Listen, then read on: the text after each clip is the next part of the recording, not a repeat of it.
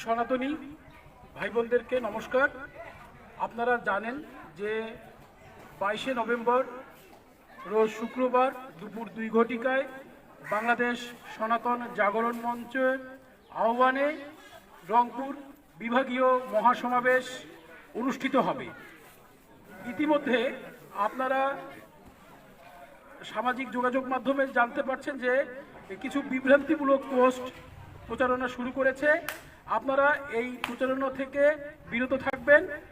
আমরা বলছি যে বাংলাদেশ সনাতন জাগরণ মঞ্চ রংপুর জেলা থেকে যে আমাদের এই বিভাগীয় সমাবেশটি যথারীতি সময়ে 22 তারিখ শুক্রবার বিকেল 2 ঘটিকায় রংপুর জেলা স্কুল মাঠে অনুষ্ঠিত হবে। সকলকে এই 8 দফা দাবি বাস্তবায়নের লক্ষ্যে দলে দলে যোগদানের জন্য বিশেষভাবে আহ্বান জানাই। সবাইকে নমস্কার।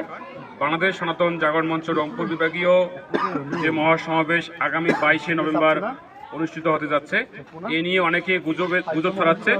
আপনারা গুজবে কান দেবেন না।